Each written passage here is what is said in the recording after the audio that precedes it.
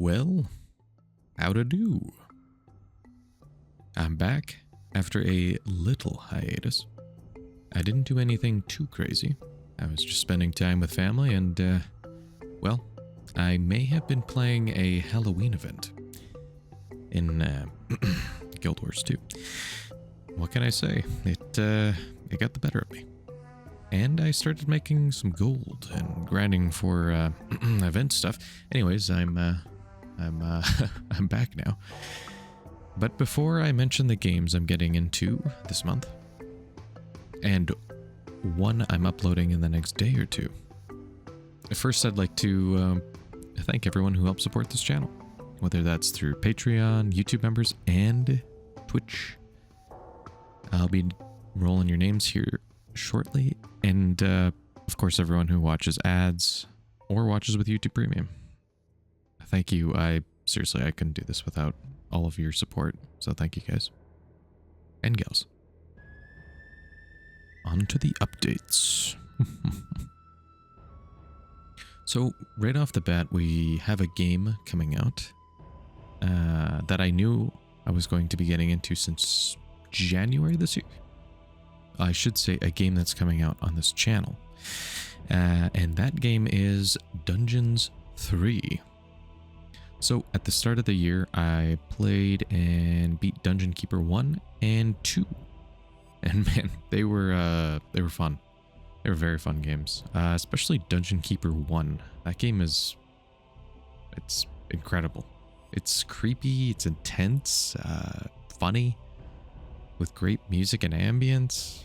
I mean, the layouts you can do in your dungeon, the things you can create, the atmosphere of it. And I mean, most importantly, it's just fun. So I was looking for other games similar to it, and Dungeons 3 being one of them. That's what I added to my wish list on Steam, waited for a sale, bought it, and got it for a really good price. And it's, after playing it, it's a bit on the goofy side. Like, a lot on the goofy side. But it was a good amount of fun. So that'll be coming out very soon, like, as long as everything goes good on YouTube's end, like in another day or two. And I'm planning on playing more of those types of games in the future for sure. They are good fun.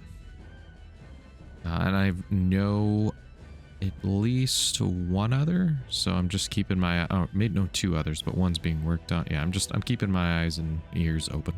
2 eyes. Yeah. So just keeping an eye. Well, 2. As for the rest of the month, I am planning a commentary video. I'm not sure what game yet. I was thinking maybe Skyrim. That would be kind of what I would like to do.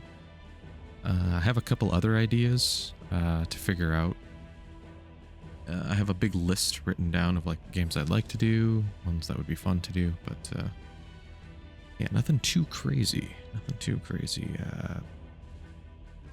As for the games I played last month, in October, talking about Silent Hill 2 and Fable, they were both fun.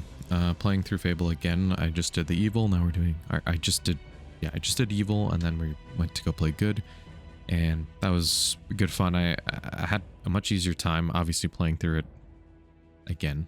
I don't know how many times I played through the game. Probably around 5, I would guess, beating the game 5 or 6 times in total. So I tried to go full Good, and I had a good time. And getting to do the Evil route was really funny, but at the same time you feel like such a jerk. But it's just a video game, you know. And Silent Hill 2 was the remake. Really surprised me. I mean, man, that was a solid remake. I was really surprised. I didn't like every change they did. There were some things I didn't like, but for the most part, it felt like a really good remake. They did, I feel, almost everything right that a remake should do, other than the price, which was a little bit steep, you know. I mean, having to pull out the wallet on that one it hurt, but the game was good, you know. Like, The combat was fun. The exploring was probably my favorite part. I mean, just going all around Silent Hill, just going to new locations that you couldn't access in the original was more fun. It's just the only thing, I guess, holding it back. To me, the biggest thing was like probably the horror element. It was not as scary. I didn't have as many jump scares I felt as I did in the original. And I know I have played the original, so that did play a factor, but even replaying, I played through I played through the original 3 times, and it was just more scary because of the camera angle, I think, was a big part of it. And the fact that you just can't do well in close quarters. Like if an enemy's coming up close to you and there's a lot of them, you're kind of panicking, you know? And the combat was rough. And so like all those factors play in, and that horror element wasn't there. Not that I needed the remake to be scary.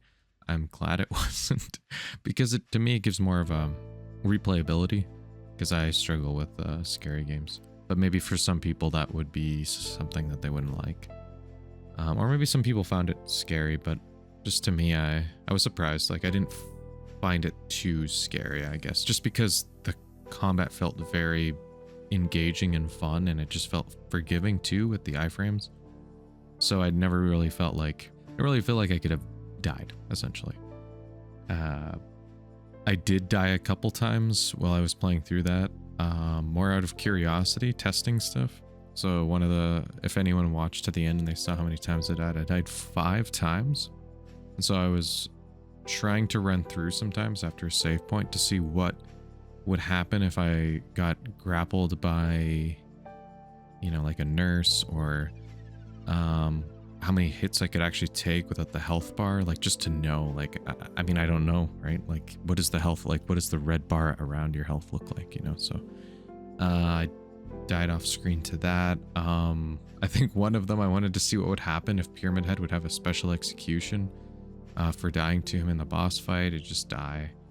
And I wanted to see later on with Pyramid Head if he would do any like cool moves. If he grabbed you and then he killed you, that just didn't happen. I was trying to like test out to see if there was like unique deaths, but they didn't really have like unique deaths, I would say. Like some games do, you know, where it's like brutal or over the top and you're like, what?